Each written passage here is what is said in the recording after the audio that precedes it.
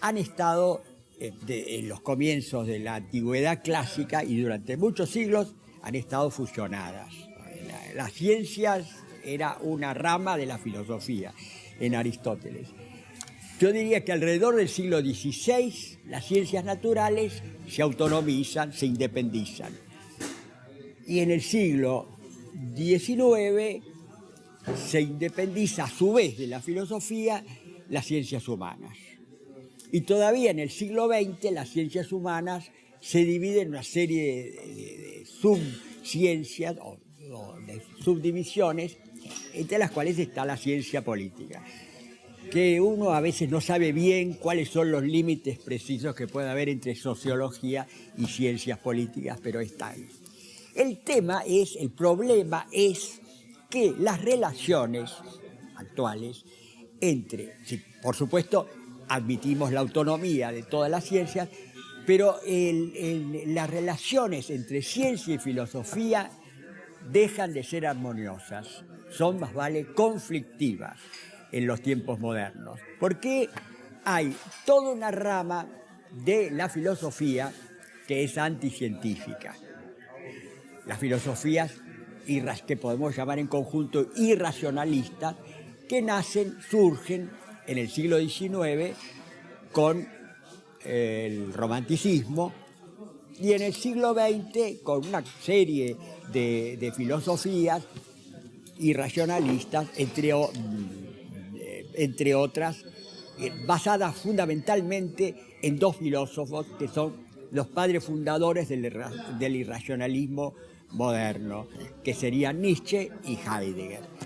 Entre otras, por ejemplo, el llamado postestructuralismo o posmodernidad. Pero del lado de la ciencia también hay corrientes que son antifilosóficas abiertamente. El positivismo desde ya en el siglo XIX y distintas formas del neopositivismo en el siglo XX, que rechazan directamente el Círculo de Viena, entre otros, que rechazan a la filosofía. Yo creo que ambas posiciones son criticables. Entonces yo creo que básicamente debe haber una complementación de ciencia y filosofía. La filosofía debe estar atenta y observar los resultados de las investigaciones científicas, y la filosofía y la ciencia no puede quedarse sin filosofía, porque de esa manera como que le faltaría un contexto, le faltaría una cosmovisión, que es algo necesario para el ser humano. Bueno, yo querría que usted abundara en esta temática de estas relaciones conflictivas y complementarias entre filosofía y ciencia. Estamos de acuerdo en que la relación ha sido conflictiva, pero no tanto entre filosofía y ciencia, sino entre científicos y filósofos, porque usted mismo ha dicho, la ciencia no puede evitar plantearse problemas filosóficos o que tradicionalmente fueron filosóficos, más aún los está contestando. Por ejemplo, ¿qué es la materia? ¿Qué es la realidad? Son preguntas filosóficas. ¿Qué es el conocimiento? ¿Qué es la mente? Son preguntas tradicionalmente filosóficas que está respondiendo la ciencia. Lo que ocurre es que a partir del comienzo del siglo XIX, mejor dicho, a partir de Kant, ya un poco antes, los filósofos se han alejado tanto de la ciencia que los científicos han dejado de escucharlos. Pero han dejado de escucharlos explícitamente al mismo tiempo que tácitamente han adoptado una cantidad de filosofías. Por ejemplo, los padres fundadores de la mecánica cuántica, sin saberlo, sin quererlo, adoptaron la filosofía kantiana, según la cual solamente existen las apariencias, los fenómenos. Eran fenomenistas, al punto de negar la existencia independiente de los átomos y de otros constituyentes del universo. No sabían, que eso ya lo había dicho Kant. Kant, en su crítica de la razón pura, dice: el mundo es el conjunto de todas las apariencias. Para que haya apariencias tiene que haber seres pensantes o seres capaces de percibir, ¿no? En todo caso, es cierto que llegó un momento en que los filósofos, como usted mencionó, empezando por Hegel, aquí tal vez... Ya ellos no estoy sentado, tan ¿no? de acuerdo. Pero Para mí Hegel fue es el primer otro tema. postmoderno. El primero en hablar macanas completas, por ejemplo, en decir que el devenir es la síntesis del ser y de la nada, o en decir que el imán es la corporización o materialización del argumento lógico, cosas así, ¿no? En todo caso... Pero no era anticientífico. Va, A en todo caso, su manera. no. No era anticientífico como si lo es Nietzsche, por ejemplo, Bueno, que eran antihegelianos. Sí. No, yo creo que Hegel... Hay una, lo interesante de Hegel es que se ocupó de problemas importantes. No de pavadas como Wittgenstein, sí, ¿no? Claro. Pero se opuso a todas las novedades científicas desde Newton en adelante, a todas, no las comprendió, pero estaba enterado, por ejemplo, estaba enterado de la química moderna, del gran Berzelius, que fue el primero en tratar de explicar la unión química, y lo rechazó, por supuesto. Todas las novedades estaban en contra, pero en todo caso, volvamos. La relación entre la ciencia y la filosofía no solamente no debiera ser conflictiva, sino, como usted dice, complementaria. Pero para eso hay que buscar los fundamentos de la ciencia, ¿no? Yo me he ocupado justamente en toda mi vida, o gran parte de mi vida, en rastrear la fundamentación de la mecánica cuántica y de la relatividad.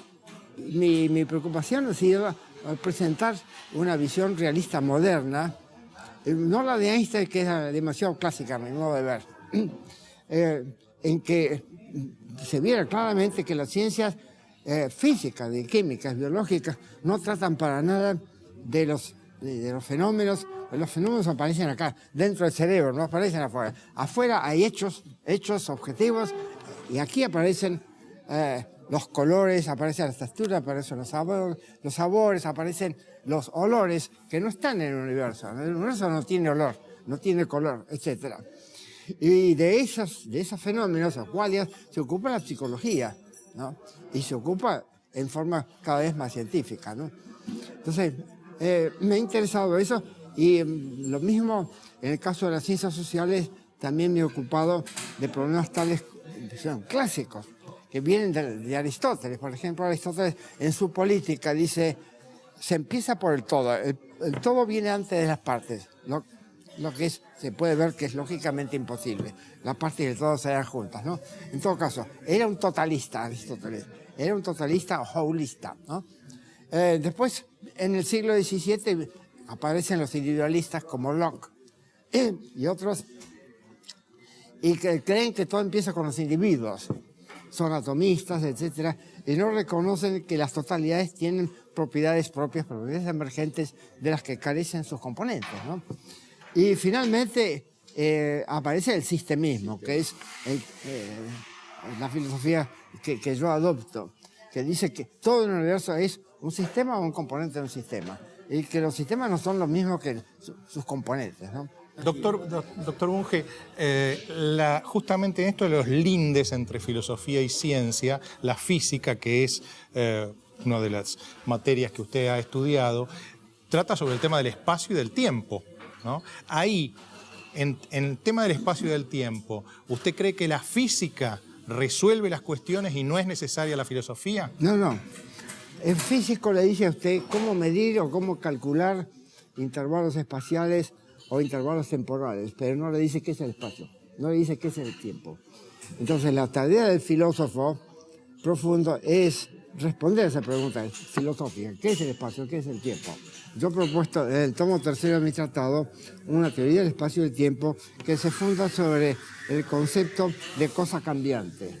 Entonces, el tiempo sería como en Leibniz, sería la estructura de los eventos, ¿no? O la sucesión de los eventos, y el espacio la coexistencia de eventos, ¿no? Entonces, la física, ya digo, responde a una pregunta bien específica. ¿Qué distancia hay entre el Sol y la Tierra? ¿O cómo medir tal distancia, etcétera? Son dos preguntas diferentes, ¿no? Están ligadas. En cambio, la filosofía debe responder, ¿pero qué es el espacio? Por ejemplo, ¿qué ocurriría si de pronto desaparecieran todas las cosas? Newton diría, quedan el espacio y el tiempo. Para Aristóteles eso es falso. Aristóteles tenía una visión, lo mismo de Epicuro, lo mismo Leibniz, lo mismo más, una visión, la visión más profunda, más correcta. Sin cosas no hay espacio ni tiempo. Sin cosas no hay espacio, sin eventos no hay tiempo, ¿no? Entonces, ¿usted prefiere pensar que el tiempo y el espacio son infinitos hacia adelante y hacia atrás y en todas las direcciones? Del tiempo, sin duda alguna. Del espacio es casi seguro. Según la cosmología actual, el espacio, el universo es infinito. Ahora, si esto fuera así, la teoría del Big Bang, ¿qué sentido tendría? Es buena pregunta. Sí. Una respuesta posible sería que fue un acontecimiento local, relativamente local. Es la respuesta que yo prefiero. Pero no hay consenso. No hay ¿Qué consenso. quiere decir No, un acontecimiento local? No, quiere decir que ocurrió en una parte del universo, pero no en todo. Ajá. Que el universo no estaba antes del Big Un Bang Big Bangcito concentrado en sería. O sea, que hubo en un muchos Big punto, Bang ¿no? o el único, pero dentro de un porque universo obviamente que ya hubo existía. algo. Si hubo explosión, hubo algo que explotó, ¿no? Algo previo al Big Bang. Bueno, hoy se tiende a aceptar eso, pero por supuesto no quedó rastro. El archivo explotó, el archivo desapareció. Sí. Entonces, lo único que queda Sigue siendo son un misterio, fósiles, entonces. ¿no? Sigue siendo un misterio. Claro. El origen Eso del no universo. es un misterio, sino un problema no resuelto. Yo prefiero, porque el Pero misterio, no por resuelto, definición, no. es un problema irresoluble, ¿no? Sí, claro. ¿Cuál sería el pensador que está más cerca de una interpretación adecuada del origen del universo?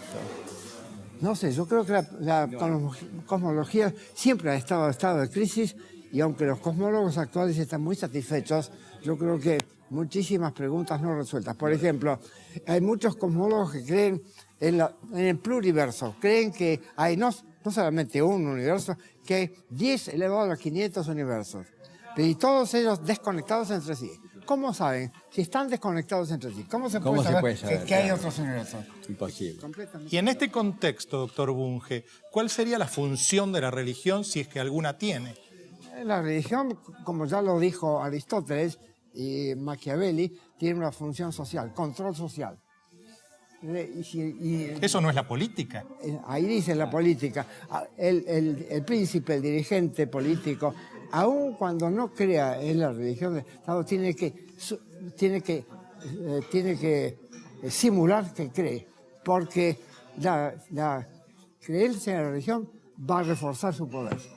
Uno de los puntos más llamativos de su cosmovisión, doctor Bunge, uno de los puntos que ha sido siempre en donde usted ha tenido una posición muy virulenta, ha sido contra el psicoanálisis, al cual lo equipara a la parapsicología y a los macaneos más estrepitosos. ¿Por qué es esa actitud tan violenta, podríamos decir, contra el psicoanálisis? Mire, yo hablo contra el psicoanálisis aquí porque todavía hay gente que vive en el siglo pasado que cree en el psicoanálisis, pero en Canadá o en Estados Unidos yo hablaría con los muertos, porque ya el psicoanálisis murió a fines de los años 80, no, 70, ¿no? Se descubrió que hay otras maneras de tratar a los enfermos mentales, que son mucho más eficaces, ¿no? Y que no son negocios, y que están sometidos a control. La tarea del psicoanalista no la controla nadie, la tarea del médico, del psiquiatra, los controlan los hospitales, etc. Es diferente. Además ellos publican papers en revistas, hacen experimentos, cosas que los psicoanalistas jamás han hecho, ¿no? ¿No funciona el principio de inducción en el psicoanalista? ¿No funciona en el psicoanalista el principio de inducción? No, funciona simplemente la fábula, no, para nada. Ellos no llevan estadísticas, ni les interesa a mí. Cuando yo recién llegué a mi universidad, McGill, que ocupa el lugar 17 en el ranking, me invitaron a dar una charla en el departamento de psiquiatría. Y yo dije, yo no sé nada de psiquiatría, pero me interesa aprender, quisiera saber cómo hacen ustedes para evaluar la eficacia de sus tratamientos. Entonces se miraron entre sí, evaluar, ¿qué significa?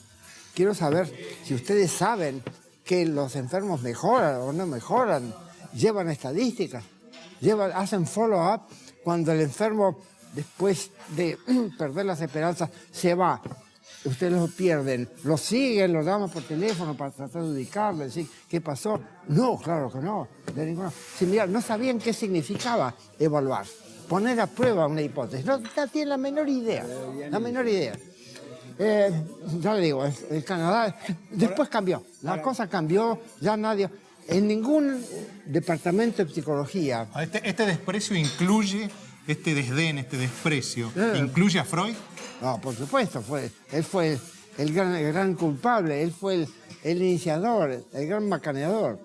Pero le digo, el psicoanálisis pasó de moda. En ninguna universidad que yo sepa se dan cursos de psicoanálisis. En ninguna universidad, solamente en Argentina. En la UBA, sí, en la UBA. En la UBA, todo, bueno, prácticamente, bueno, todo eso es el psicoanálisis. gran Pero yo haría un pequeño matiz, establecería un matiz entre Freud y Lacan.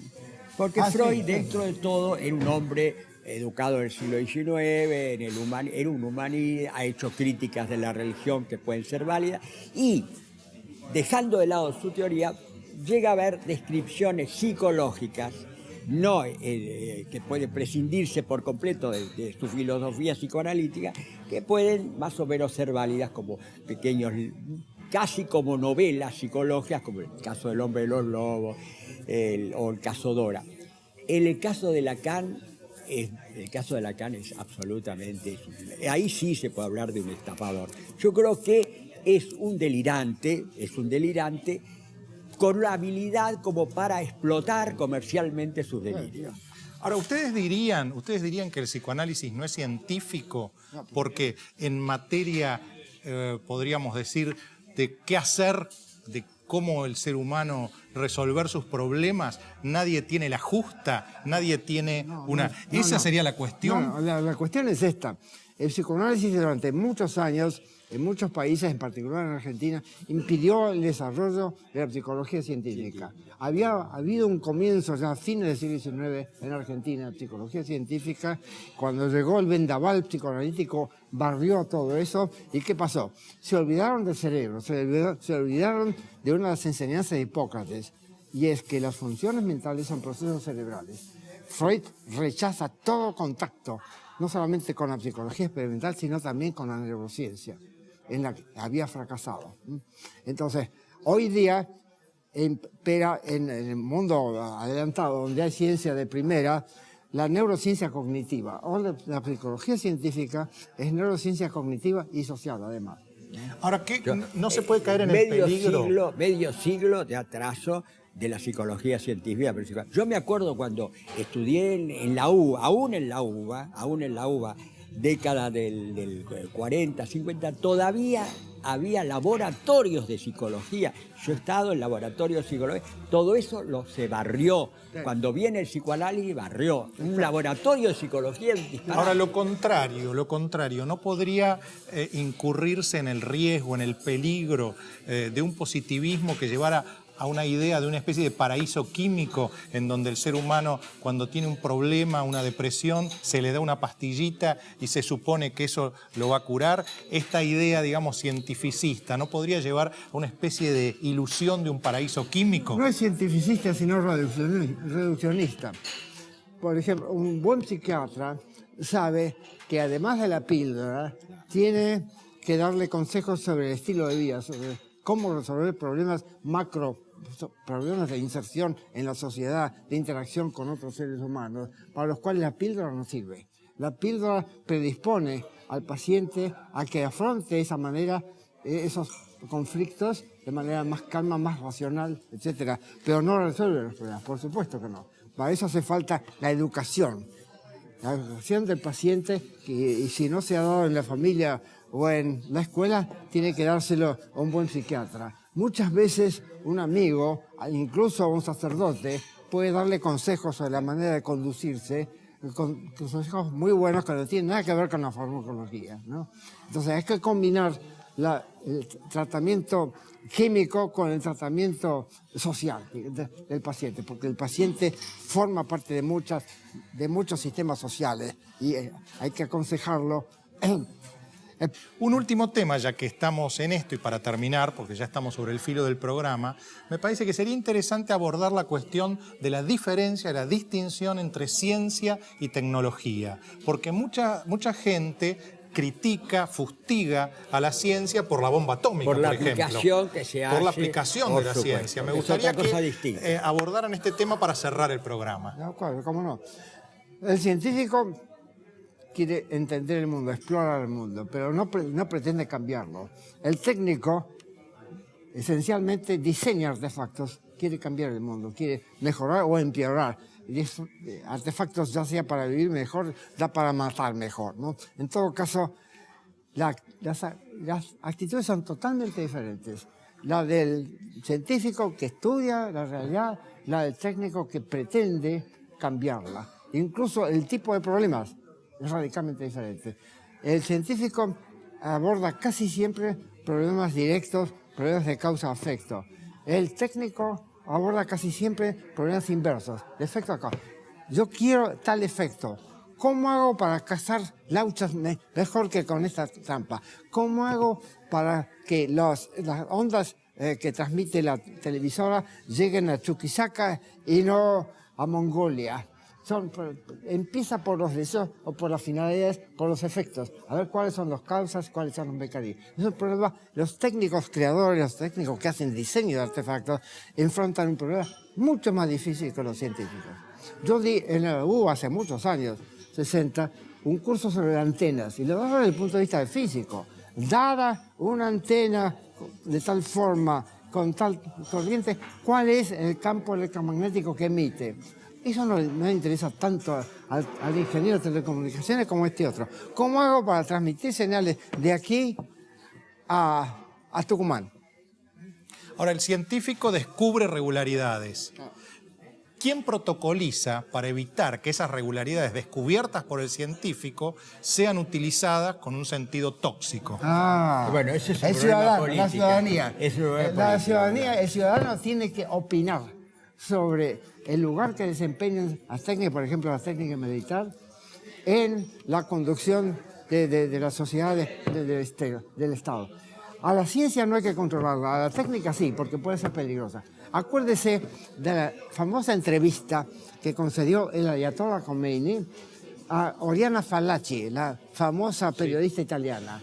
Oriana Fallaci le preguntó, eminencia o no sé cómo se llaman, ¿qué piensa hacer usted con la ciencia y con la técnica? Y el ayatollah claramente le dijo, a la ciencia, a la técnica la vamos a abrazar porque es útil, a la ciencia la vamos a eliminar porque es peligrosa. Una paradoja, ¿no? Dice todo lo contrario. Claro, quería tener hijos sin tener padres. La ciencia busca la verdad. La verdad siempre es positiva. La técnica, en cambio, es avalorativa, porque el ejemplo famoso es neutral. Es como el cuchillo que sirve igualmente para cortar la comida o para asesinar. Es decir, que en la ciencia no debe ser controlada ni regulada, sí la técnica. Ya que trató este tema del ayatollah Khomeini, vamos a hacer una última pregunta, ya una post-última sería, uno ¿no? de los filósofos irracionalistas anticientíficos, Foucault, fue un apologista de Khomeini. Son cosas que la gente no conoce. ¿Cómo debe tratar el mundo? ¿Cómo debe tratar el mundo a los intolerantes que no creen en la ciencia, como Khomeini o como algunos fundamentalistas? ¿Hay que dejarlos que hagan su camino? Depende. Si tienen poder hay que tratar de derrocarlos.